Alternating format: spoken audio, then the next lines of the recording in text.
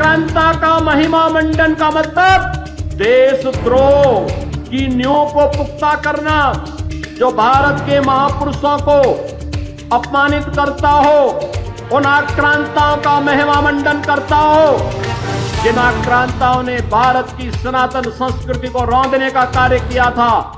हमने पहले ही कह रखा है, जहां तहसील है, जहां ब्लॉक है, जहां थाना है, जहां सर्किल है, वहां के अधिकारी वहीं पे रहे, रात्रि निवास वहीं पर करें, क्योंकि बहानेबाजी नहीं चल सकती और वहीं पर रहने के लिए उन्हें कहा गया है।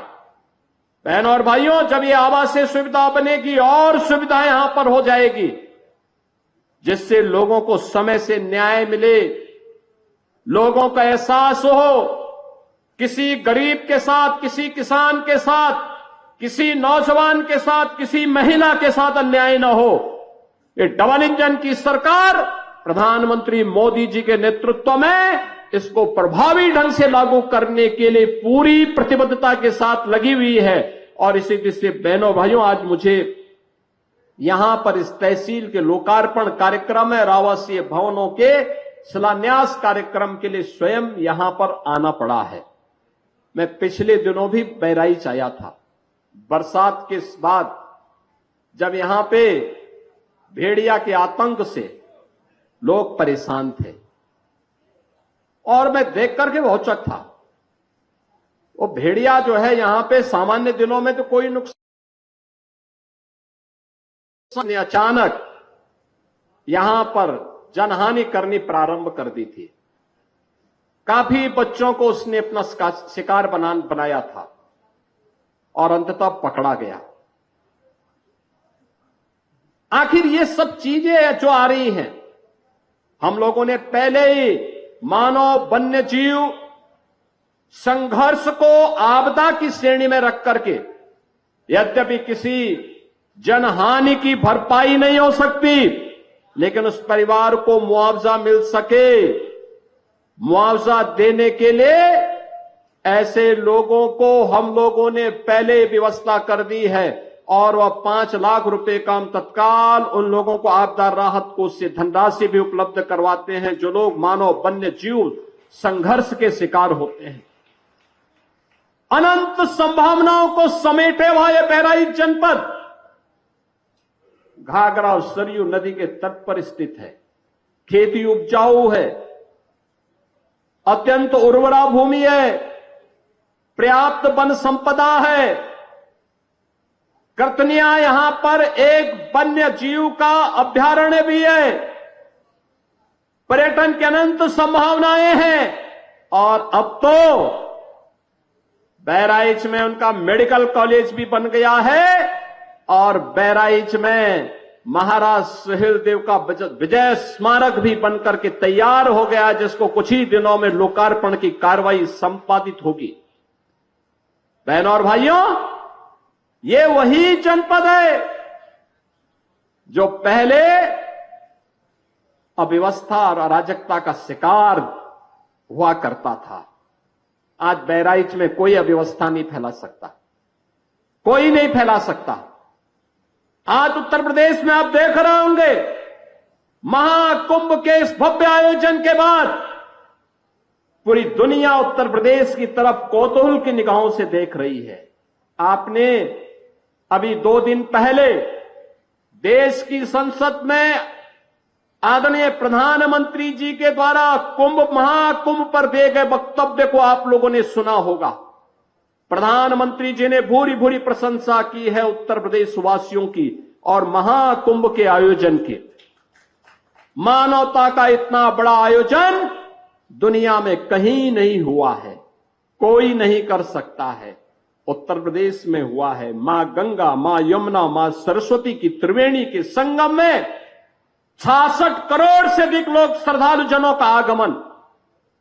ये भारत की महान सनातन संस्कृति की युग गाथा को अनंत काल तक गाने के लिए आने वाली पीढ़ी को विरासत के रूप में छोड़ चुकी है और उसी परंपरा का एहसास कराने के लिए आज मैं आपके पास आया हूं। आप सबसे कहने के लिए एक तरफ एक भारत श्रेष्ठ भारत की परिकल्पना साकार हो रही है, पूरा देश एकजुट होकर के कार्य कर रहा है। उन स्थितियों में मैं सभी उत्तर प्रदेश वासियों से कहना चाहूंगा, जब भारत की सनातन संस्कृति और भारत की परंपरा का गुणगान दुनिया कर रही है, तब भारत के महापुरुषों के प्रति श्रद्धा और सम्मान का भाव हर नागरिक का दायित्व होना चाहिए। उन स्थितियों में किसी भी आक्रांता को महिमा मंडन नहीं करना चाहिए। आक्रांता का महिमा मंडन का मतलब देशद्रोह की नींव को पुख्ता करना, और स्वतंत्र भारत ऐसे किसी देशद्रोही को स्वीकार नहीं कर सकता है जो भारत के महापुरुषों को अपमानित करता हो, उन आक्रांताओं का महिमा मंडन करता हो, जिन आक्रांताओं ने भारत की सनातन संस्कृति को रौंदने का कार्य किया था, बहन बेटियों की इज्जत पर हाथ डालने का काम किया था, हमारी आस्था पर प्रहार किया था, उसे आज का ये नया भारत स्वीकार करने को कतई तैयार नहीं है। और इसीलिए मैं आपके कहने के लिए आया हूं, विकास की ये गाथा तभी आगे बढ़ सकती है जब हम अपनी विरासत को पूरे गौरव के साथ आगे बढ़ाने का काम कर रहे हैं। हमारी गौरव गाथा विरासत के साथ जुड़ती है, विरासत विकास के साथ जुड़ता है। विरासत और विकास की अद्भुत गाथा का ही एक नया रूप है बहराइच का, जहां मेडिकल कॉलेज भी बन गया है और साथ साथ हमने बहराइच का बाईपास भी स्वीकृत कर दिया है। बहराइच में एक नया बाईपास भी होगा।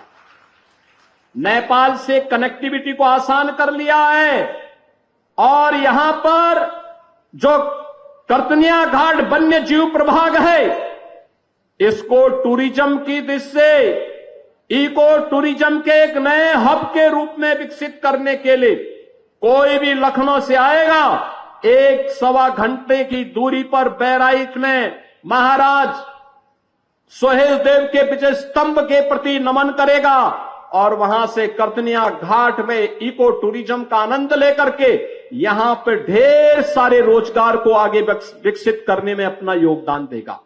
और उसी योगदान के प्रति आप सबके सहयोग के लिए आज हम सब आपके बीच में यहां पर आए हैं।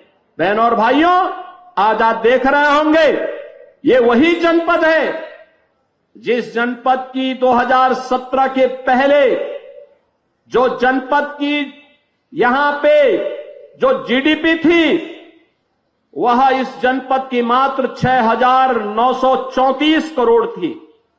और आज जब हम 23-24 की बात करते हैं तो यह कई गुना आगे बढ़ करके 25,000 करोड़ रुपए से अधिक हो चुकी है अकेले बहराइच की।